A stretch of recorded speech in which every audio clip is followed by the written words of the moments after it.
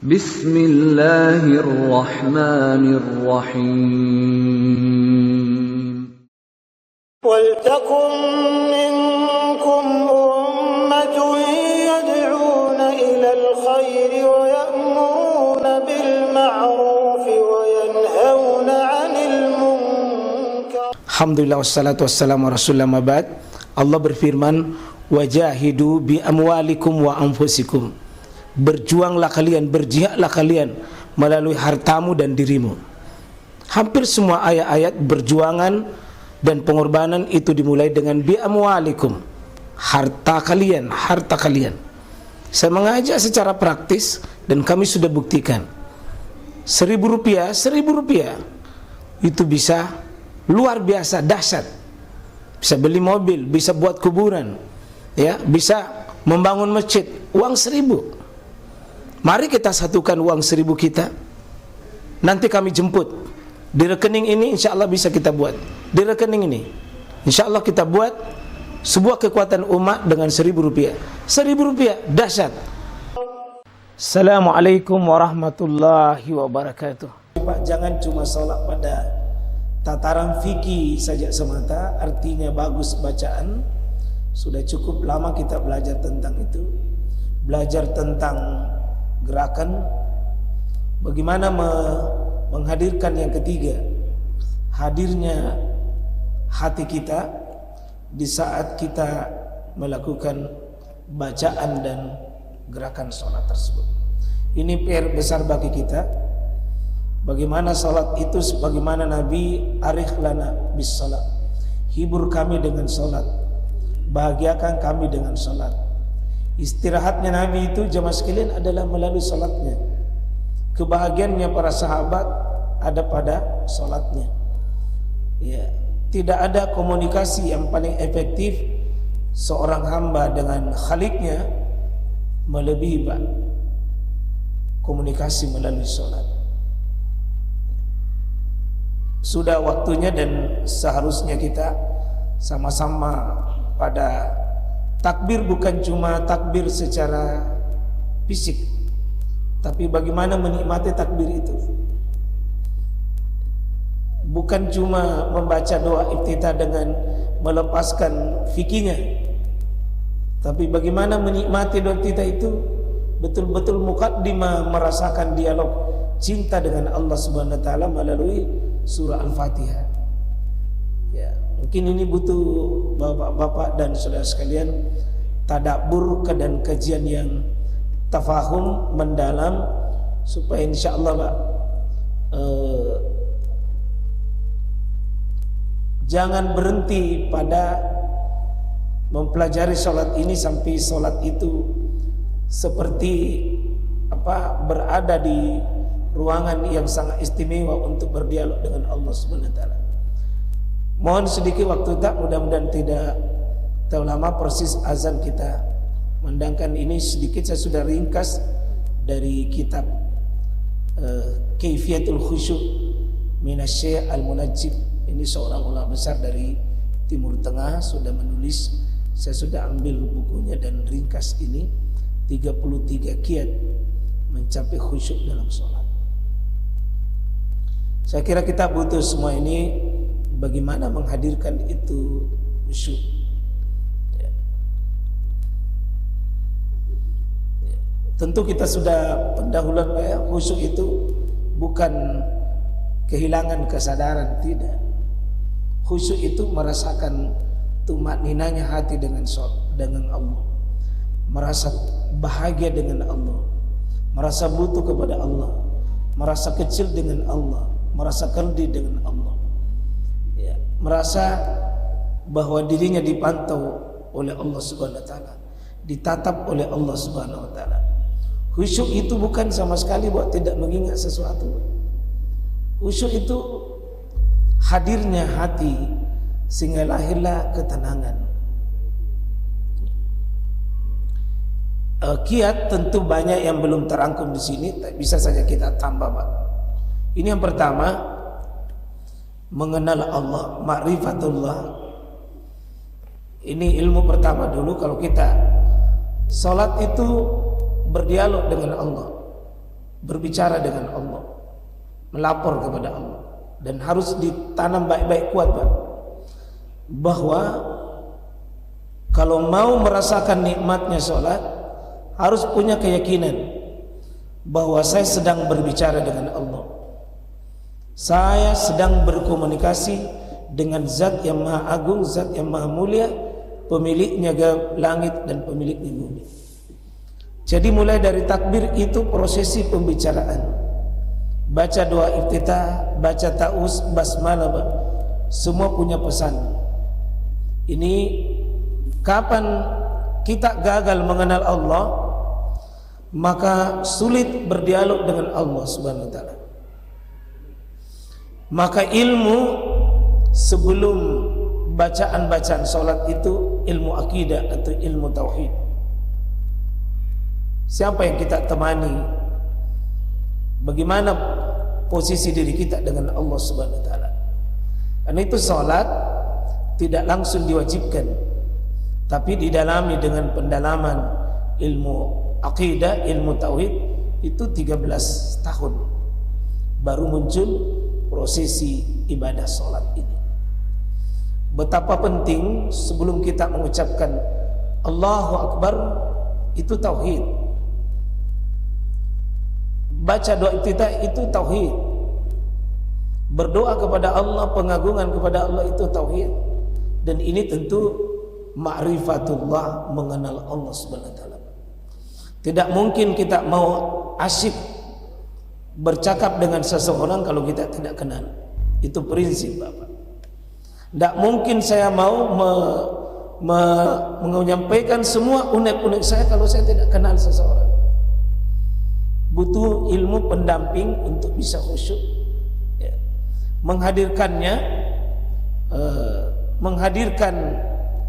Allah Subhanahu wa taala dalam pikiran kita dengan hati kita, mengagungkannya, ya. Karena ini puncak, salah satu puncak ibadah itu Pak.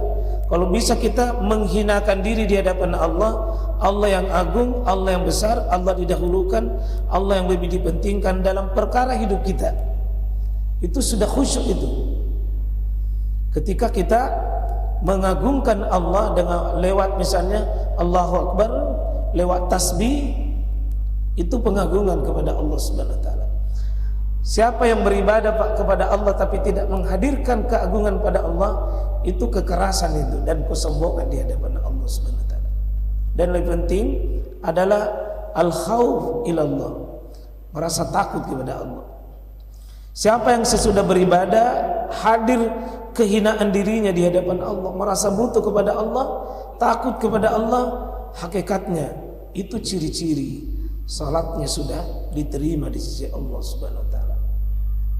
Yang kedua, untuk bisa khusyuk dalam salat, tentu kiatnya adalah mukhlisin lahuddin. Harus hatinya jujur kepada Allah bahwa dia salat karena Allah. Kita harus meyakini bahwa Allah tidak butuh dengan kita, kita yang butuh kepada Allah Subhanahu wa taala. Prinsip ibadah ada dua prinsip besar. Hubungannya dengan Allah ikhlas, hubungannya dengan Nabi ittiba. Wa ma umiru illa liya'budullah mukhlishina lahuddin. Dan kita tidak diperintah untuk ibadah kepada Allah termasuk salat kecuali tulus ikhlas. Semakin ikhlas kita datang kepada Allah, semakin tunduk hati kita, semakin ikhlas, semakin fokus mencari keridhaan Allah semata Pak, lebih mudah menghadirkan khusyuk itu. Tapi jika salat itu dicampurkan dengan tujuan-tujuan duniawi dan tujuan-tujuan lainnya, maka sulit menghadirkan khusyuk.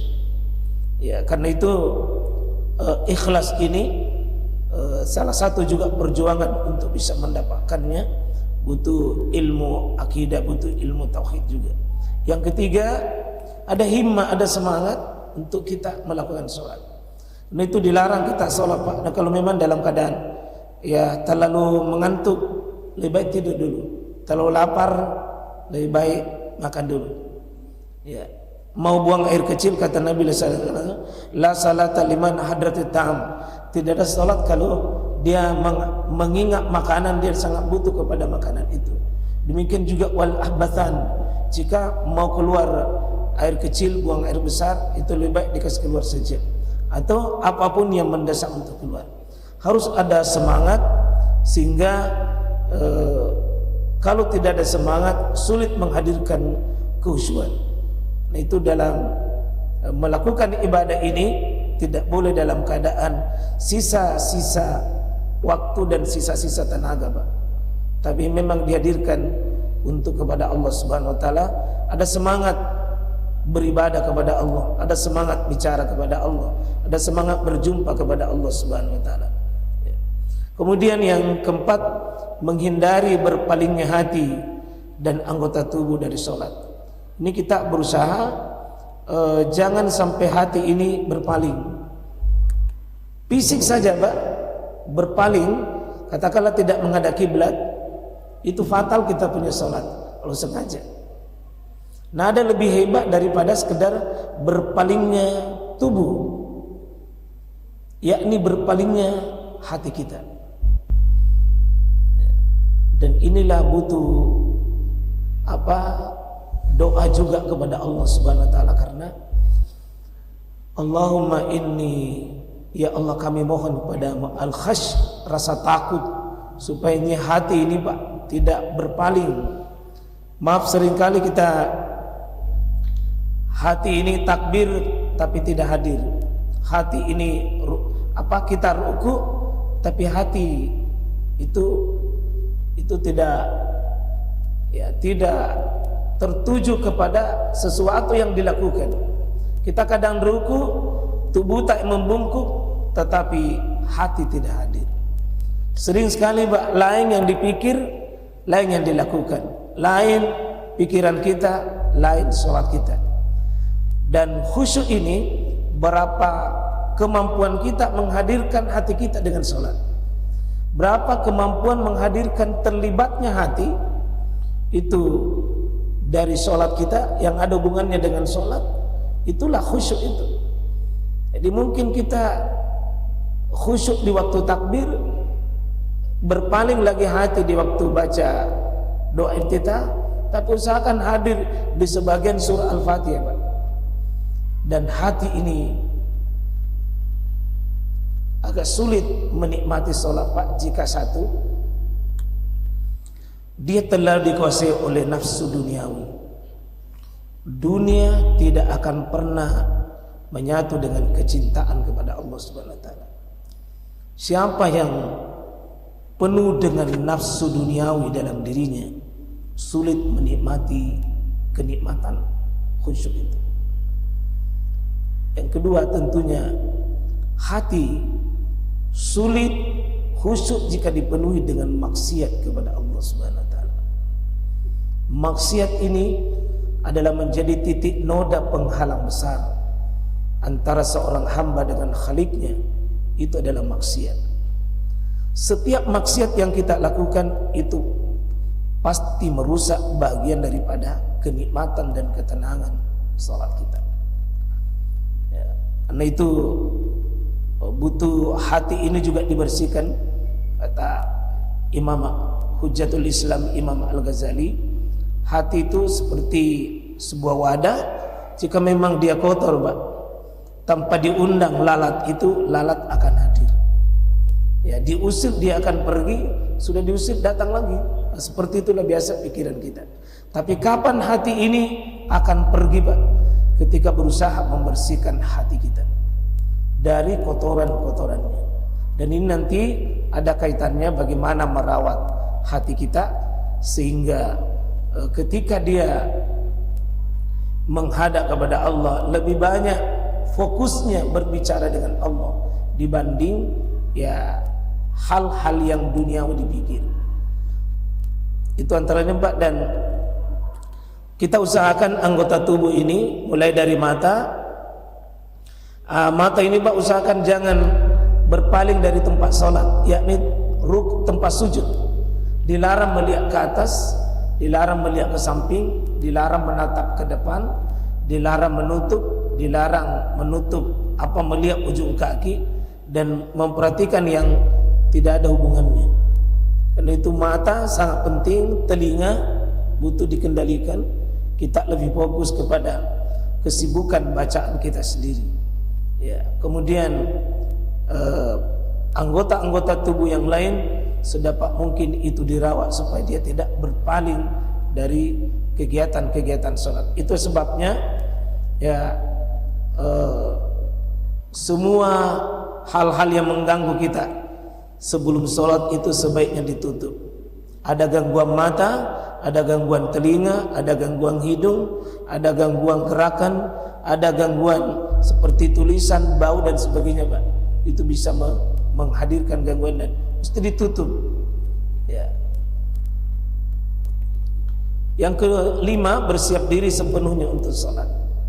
Itulah bagusnya, Pak. Jangan tergesa-gesa dengan sholat. Semakin tergesa-gesa untuk sholat, itu semakin sulit khusyuk. Itulah sebabnya kalau tidak boleh kita lari dari rumah ke masjid, karena ketika lari, Pak, agak sulit mendapatkan khusyuk. Sebaiknya ketika sudah mau sholat, seluruh aktivitas kita dihentikan, termasuk ada biasa orang sudah kamar, Pak, masih tindis-tindis HP, masih bicara tentang dunia, masih seolah-olah tidak ada persiapan dirinya untuk menghadap kepada Allah Subhanahu wa taala. Masih kadang-kadang masih otak-atik HP-nya baru langsung takbir. Masih kadang-kadang kita masih senyum-senyum satu sama lain bercanda ria baru langsung takbir. Ini mungkin memang dipersiapkan karena sholat ini mengelola tubuh kita, dan ada yang lebih sulit untuk dikelola, yakni mengelola hati kita untuk bisa hadir. Termasuk jangan sholat dengan terlalu pendek bacaan kita. Sebab kalau bagaimana terlalu pendek, mungkin mau dipancing, Pak. Ingatan kita kepada Allah itu butuh dipancing. Jadi kalau misalnya terlalu pendek, belum hadir ingatan kita, sudah pindah, sudah pergi. Karena itu ada, kalau pendek biasanya diulang seperti Subhana Rabbiyal Azim. Biarlah 3 kali itu hadir, meskipun wajibnya 1 kali. 3 itu sunnah, lebih dari 3 itu tidak ada hadis yang membatasi itu 3 sebenarnya. Artinya kalau lebih dari 3 selamat, tidak merepotkan makmum kalau imam, dan tidak membuat kita tertinggal dari imam kalau kita makmum. Ya, butuh bacaan itu meskipun pendek, tapi pengulangannya harus dipelang, Pak. Seperti Subhana Rabbi al-a'la, mungkin diulang 1 kali, tetapi jangan dibalap untuk pengulangan berikutnya. Oh, Subhana Rabbil Azim, Subhana Rabbil Azim, Subhana Rabbil Azim, terlalu cepat, akhirnya tidak ada hadir kita punya rasa, Pak. Lewat begitu saja. Bagusnya biar 1 kali hadir bacaan itu meskipun sepintas. Tumakninah. Orang yang terburu-buru dalam sholat dan tidak ada jeda-jedahnya, tidak ada istirahatnya, Pak, sulit khusyuk. Maka butuh tumakninah, tenang. Nah, kita bagus kalau di sini, Pak. Alhamdulillah saya ikuti beberapa masjid di Makassar ini. Di sini termasuk, Pak, alhamdulillah tumakninahnya imam kita bagus. Tidak terburu-buru. Ya, saya cuma tidak tahu kalau karena biasa itu duhur asar biasa, lain itu gayanya maghrib isya. Ya, biasa ada gas full kalau duhur asar. Mudah-mudahan juga di sini tidak, Ji. Salah satu yang membantu ini, kalau mau merasakan khusyuk, ingat kematian saat sholat. Ya, ija'alu salatikum salatan mutaaddi kata Nabi sallallahu alaihi wasallam. Jadikan salatmu itu seperti salat perpisahan, salat terakhir. Artinya seolah-olah kalau ini salat terakhirku, kematian sesudahnya, berarti saya belum tentu bisa mendapatkan lagi. Kalau salat maghrib tadi belum tentu saya dapat salat isya. Kalau salat isya belum tentu dapat salat subuh. Seolah-olah ini salatku yang terakhir, karena kematian menghadang terus sepanjang waktu dan kita tidak pernah tahu Kadang-kadang di puncak-puncak gembira Pak, kematian datang. Kadang puncak-puncak sehat tak datang. Saat puncak-puncak sibuk dia datang kematian. Maka salah satu untuk membantu kematian kapan saja. Siapa tahu ini solat terakhirku, syukurlah Pak. Kalau kita mati dalam keadaan solat dan kita tidak mau ada dosa lagi sesudah solat tersebut, pasti akan membantu ini jika kematian itu dihadirkan pada saat sholat. Yang kesembilan, ini butuh sedikit ilmu bantu Pak. Kalau tidak bisa bahasa Arab secara umum, minimal memahami makna bacaan sholat itu secara khusus. Tidak terlalu banyak kayak ini Pak. Takbir, doa iftitah, ta'us, basmalah, surah Al-Fatihah. Mungkin kalau surat terbatas saja, doa ruku, i'tidal, sujud, tasyahud, duduk antara dua sujud, tasyahud, salawat, tidak banyak Pak. Kalau Bapak mau tekun, cepat sekali bisa dihafal Pak. Untuk bisa dimaknai, bukan dihafal itu apa artinya Allahu Akbar, tapi apa pesannya itu Allahu Akbar. Apa pesannya itu? Pesannya Allahu Akbar kabira walhamdulillahi katsira wa subhanallahi bukrata wasila. Kira-kira kalau saya baca ini, apa yang saya ingat? Apa yang saya hadirkan? Kalau saya baca Bismillahirrahmanirrahim, apa yang saya hadirkan? Saat ini bacaan Pak berulang. Tapi sepertinya banyak manusia lewati begitu saja maknanya. Mungkin butuh ini Pak, keseriusan ini. Jangan terlalu banyak waktu dibuang Pak, sementara dialog diri tak dengan Allah selama ini masih banyak kaum muslimin. Apa tadi kita minta sama Allah? Assalamualaikum kanan, assalamualaikum ini, tapi tidak ada dia rasa bahwa saya sudah minta apa tadi. Ya sudah, salat selesai. Pada salat itu dialog diri, dialog keluarga, dialog kehidupan, dialog tentang kebutuhan kita ada dalam sholat itu Pak, secara umum. Mungkin bagus ini Pak, ada PR besar kita tombol. Ada sekarang aplikasi memahami bacaan sholat itu. Ya, itu bisa mungkin belajar tentang belajar bahasa Arab sholat. Kita fokusnya bahasa Arab yang kita kenal hanya di sekitar bacaan sholat. Itu bagus sekali karena ini bahasa hari-hari kita. Terakhir Pak,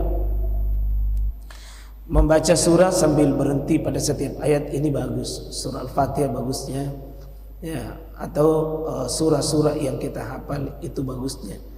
Beda itu Pak kalau dipahami dengan tidak dipahami. Ya, ada kadang-kadang air mata menetes. Itu karena kita terpaut dengan pesan surah itu. Salah satunya setiap ayat. Ya, syukurlah kalau kita sendirian pilih. Kalau tidak bisa misalnya sholat 5 waktunya imam, karena kita mungkin butuh ilmu bantu bahasa tadabbur Al-Quran. Itu butuh lama itu. Tapi kalau kita salat sunnah Pak, minimal itu kita tahu itu.